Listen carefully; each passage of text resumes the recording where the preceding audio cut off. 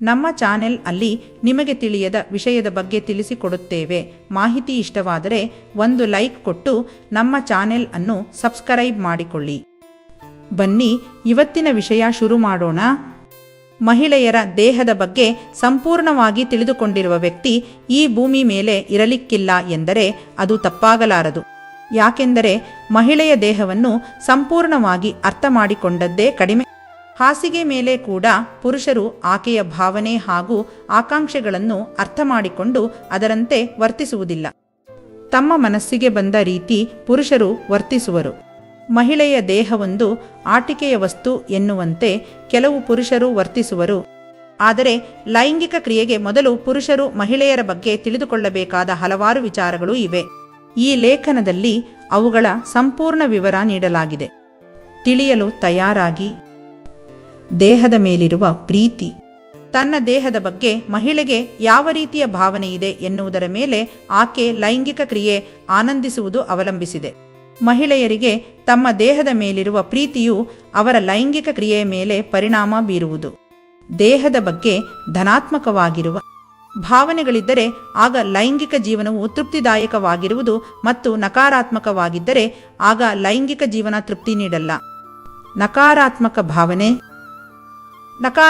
ಭಾವನೆ ಹೊಂದಿರುವ ಮಹಿಳೆಯು ಲೈಂಗಿಕ ಕ್ರಿಯೆ ವೇಳೆ ಚಂಚಲತೆ ಹಾಗೂ ಸ್ವಯಂ ಜಾಗೃತವಾಗಿರುವರು. ಇದರಿಂದ ಲೈಂಗಿಕ ಪರಾಕಾಷ್ಠೆಯ ಮೇಲೆ ಪರಿಣಾಮ ಬೀರುವುದು. ತುಂಬಾ ಸುಂದರವಾಗಿ ಕಾಣುವ ಮಹಿಳೆಯೊಂದಿಗೆ ಹಾಸಿಗೆ ಹಂಚಿಕೊಳ್ಳುವ ಪುರುಷರು ಇಂತಹ ವಿಷಯಗಳನ್ನೆಲ್ಲ ಅರಗಿಸಿಕೊಳ್ಳುವರು. ಆದರೆ ಆಕೆ ತುಂಬಾ ಸುಂದರವಾಗಿ ಕಾಣುತ್ತಾಳೆನ್ನುವ ಕಾರಣಕ್ಕೆ ಒಳ್ಳೆಯ ಭಾವನೆ ಕೂಡ ಮೂಡಬೇಕೆನ್ನುವ ಅರ್ಥವಲ್ಲ. ಮಹಿಳೆಯರ ಪರಾಕಾಷ್ಠೆಗಿಂತ ಪುರುಷರ ಪರಾಕಾಷ್ಠೆ ಮುಖ್ಯ. ಪುರುಷರಿಗಿಂತ ಮಹಿಳೆಯರು ಲೈಂಗಿಕ ಕ್ರಿಯೆ ಆನಂದಿಸುವುದು ತುಂಬಾ ಕಡಿಮೆ ಎಂದು ಅಧ್ಯಯನಗಳು ಹೇಳಿವೆ. ಅದರಲ್ಲೂ ಹದಿಹರೆಯ ಮಹಿಳೆಯರು ಹದಿಹರೆಯದ ಪುರುಷರಿಗಿಂತ ಅರ್ಧದಷ್ಟು ಮಾತ್ರ ಪರಾಕಾಷ್ಠೆ ತಲುಪುವರು. ಇದು ಯಾಕೆಂದರೆ ನಾವು ಹಿಂದಿನಿಂದಲೂ ಪುರುಷರು ಮಾತ್ರ ಪರಾಕಾಷ್ಠೆ ತಲುಪಬೇಕು ಎಂದು ನಂಬಿಕೊಂಡು ಬಂದಿರುವವರು. ಲೈಂಗಿಕ ಕ್ರಿಯೆ ವೇಳೆ 8% ಮಹಿಳೆಯರು ಮಾತ್ರ ಪರಾಕಾಷ್ಠೆ ತಲುಪಬಹುದು. ಆದರೆ ಪ್ರತಿಯೊಬ್ಬ ಪುರುಷ ಕೂಡ ಪರಾಕಾಷ್ಠೆಗೆ ತಲುಪುತ್ತಾನೆ. ಸಮೀಕ್ಷೆಯೊಂದರ ಪ್ರಕಾರ ಹದಿಹರೆಯದ ಮಹಿಳೆಯರು ತಮ್ಮ ಇಚ್ಛೆಗಿಂತಲೂ ಪುರುಷರ ಲೈಂಗಿಕ ಬೇಡಿಕೆಗಳ ಕಡೆ ಹೆಚ್ಚಿನ ಗಮನ ಹರಿಸುವರು. 2012ರಲ್ಲಿ ನಡೆಸಿರುವ ಸಮೀಕ್ಷೆಯೊಂದರ ಪ್ರಕಾರ ಕಾಲೇಜು ವಿದ್ಯಾರ್ಥಿನಿಯೊಬ್ಬಳು ತನಗೆ ಮೊದಲ ಸಲ ಲೈಂಗಿಕ ಕ್ರಿಯೆಯಲ್ಲಿ ತೊಡಗುವಾಗ ಪರಾಕಾಷ್ಠೆಗೆ ತಲುಪುವ ಯಾವುದೇ ಹಕ್ಕಿಲ್ಲವೆಂದು ಹೇಳಿದ್ದಳು. ಮಹಿಳಾ ಸಂಗಾತಿಯ ಪರಾಕಾಷ್ಠೆಯಲ್ಲಿ ಪುರುಷರು ಹೆಚ್ಚು ಗಮನ ಹರಿಸಿದರೆ ಆಕೆಯೂ ಆನಂದಿಸುವಳು. ಆರಂಭಿಕ ಲೈಂಗಿಕ ಸಂಬಂಧದ ಮೇಲೆ ಪರಾಕಾಷ್ಠೆಯ ಅಂತರವು ನಿಗದಿಯಾಗಿರುವುದು. ಮೊದಲ ಸಲ ಮಹಿಳೆಯು ಪರಾಕಾಷ್ಠೆಗೆ ತಲುಪಲು ಪುರುಷರು ಹೆಚ್ಚು ಪ್ರಯತ್ನಿಸಲ್ಲ. ಸಂಬಂಧದಲ್ಲಿ ಹೆಚ್ಚು ಬದ್ಧರಾಗಿರುವಂತಹ ಪುರುಷರು ತನ್ನ ಮಹಿಳಾ ಸಂಗಾತಿಯ ಪರಾಕಾಷ್ಠೆಗೆ ಹೆಚ್ಚು ಗಮನ ಹರಿಸುವರು. ಇದರಿಂದ ಪರಾಕಾಷ್ಠೆಯ ಅಂತರವು ಕಡಿಮೆಯಾಗುವುದು. ಹಾಸಿಗೆಯಲ್ಲಿ ಆಕೆ ಮಾತನಾಡದಿದ್ದರೆ ಆಕೆ ಆನಂದಿಸುತ್ತಿದ್ದಾಳೆಂದು ಅರ್ಥವಲ್ಲ. 2012ರಲ್ಲಿ ನಡೆಸಿದ ಸಮೀಕ್ಷೆಯೊಂದರಲ್ಲಿ ಭಾಗಿಯಾದ ಕಾಲೇಜು ವಿದ್ಯಾರ್ಥಿನಿಯರ ಪ್ರಕಾರ ಮಹಿಳೆಯರು ತಮ್ಮ ಲೈಂಗಿಕ ಆಕಾಂಕ್ಷೆಗಳ ಬಗ್ಗೆ ಮಾತನಾಡುವುದು ಸ್ವೀಕಾರಾರ್ಹವಲ್ಲವೆಂದು ಭಾವಿಸಿರುವರು. ಸಮೀಕ್ಷೆಯಲ್ಲಿ ಭಾಗಿಯಾದವರ ಪ್ರಕಾರ ಇದು ನನಗೆ ಖುಷಿ ಕೊಡುತ್ತಿದೆ ಎಂದು ಹೇಳುವುದು ಸರಿಯಾಗಿರಲ್ಲ. ಹೀಗೆ ಹೇಳಿದರೆ ಮಹಿಳೆಗೆ ಇದರ ಬಗ್ಗೆ ತುಂಬಾ ಅನುಭವವಿದೆ ಎಂದು ಪುರುಷರು ಭಾವಿಸಬಹುದು. ಇದರಿಂದ ಅವರು ತಮ್ಮ ಆಕಾಂಕ್ಷೆಗಳ ಬಗ್ಗೆ ತಿಳಿಸಲ್ಲ ಎಂದು ಸಂಬಂಧಗಳ ಮನಶಾಸ್ತ್ರಜ್ಞೆ ಡೆಬ್ರಾ ಸಮೌಸೆ ಹೇಳಿದ್ದಾರೆ. ಪುರುಷರಂತೆ ಮಹಿಳೆಯರಿಗೆ ಪೋಲಿ ಮಾತುಗಳು ಇಷ್ಟ. ಹಾಸಿಗೆ ಮೇಲೆ ಪುರುಷರು ತಮ್ಮ ಆಧಿಪತ್ಯವು ಹೆಚ್ಚಾಗಿರಬೇಕೆಂದು ಬಯಸುವರು. ಅದೇ ಮಹಿಳೆಯರು ದೈಹಿಕ ಸಂತೋಷಕ್ಕಿಂತ ಹೆಚ್ಚಾಗಿ ನಿಜವಾದ ಪ್ರೀತಿ ಬಯಸುವರು.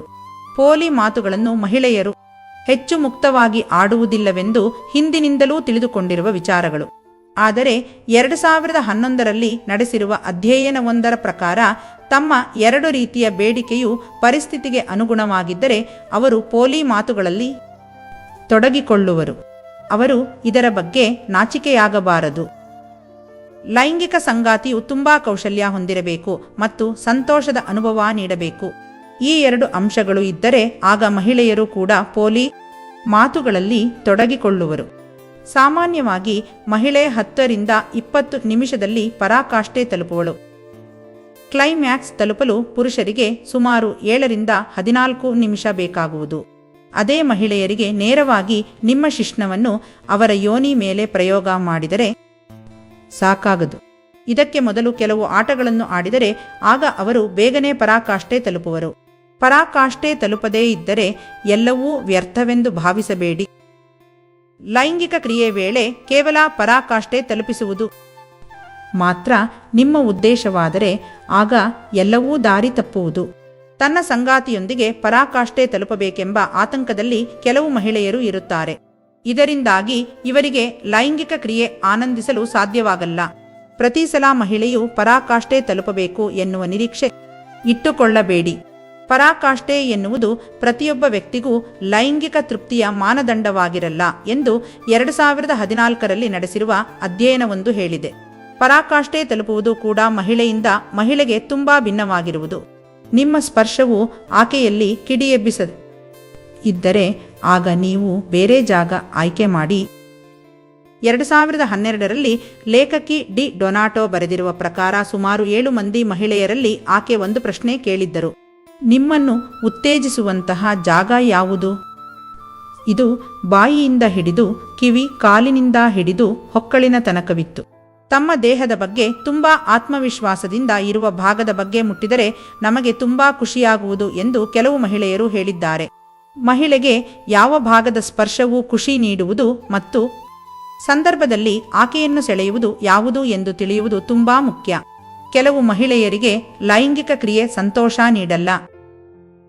ಲೈಂಗಿಕ ಕ್ರಿಯೆಯಿಂದ ದೂರವಿರಲು ಪ್ರಮುಖವಾಗಿ ನೀಡುವಂತಹ ಕಾರಣ ನನಗೆ ಸುಸ್ತಾಗಿದೆ ಅಥವಾ ನನಗೆ ಆರೋಗ್ಯ ಸರಿಯಿಲ್ಲವೆನ್ನುವುದು. ಇದು ಲೈಂಗಿಕ ಕ್ರಿಯೆಯನ್ನು ಕಡೆಗಣಿಸಲು ನೀಡುತ್ತಿರುವ ಕಾರಣಗಳು ಎನ್ನುವುದನ್ನು ನೀವು ಮರೆಯಬಾರದು. ಆದರೆ ಕೆಲವೊಂದು ಸಲ ಮಹಿಳೆ ನಿಜವಾಗಿಯೂ ಸುಸ್ತಾಗಿರುವಳು. ಯೋನಿಯ ನೋವು ಮತ್ತು ಕಿರಿಕಿರಿಯು ಕೆಲವು ಮಹಿಳೆಯರು ಬೇರೆ ರೀತಿಯ ಲೈಂಗಿಕ ಕ್ರಿಯೆಯಿಂದ ದೂರ ಉಳಿಯಲು ಕಾರಣವಾಗಿದೆ. ಆದರೆ ಕೆಲವು ಮಹಿಳೆಯರಿಗೆ ಇದು ವೈದ್ಯಕೀಯ ಸಮಸ್ಯೆಯಿಂದಾಗಿ ಬರಲುಬಹುದು. ಇದರಿಂದ ಅವರಿಗೆ ಸಂಪೂರ್ಣವಾಗಿ ಲೈಂಗಿಕ ಕ್ರಿಯೆ ಆನಂದಿಸಲು ಸಾಧ್ಯವಾಗದು. ಕಡಿಮೆ ಕಾಮಾಸಕ್ತಿ ಮತ್ತು ನೋವಿನಿಂದಾಗಿ ಅರ್ಧದಷ್ಟು ಮಹಿಳೆಯರು ಲೈಂಗಿಕ ಕ್ರಿಯೆಗಳಿಂದ ದೂರವಿರುವರು ಎಂದು ಅಧ್ಯಯನಗಳು ಹೇಳಿವೆ. ಕೆಲವೊಂದು ಸಲ ಯೋನಿಯ ಸುತ್ತಲಿನ ಸ್ನಾಯುಗಳು ತುಂಬಾ ಬಿಗಿಗೊಳ್ಳುವುದರ ಪರಿಣಾಮವಾಗಿ ನೋವು ಕಾಣಿಸಿಕೊಳ್ಳಬಹುದು.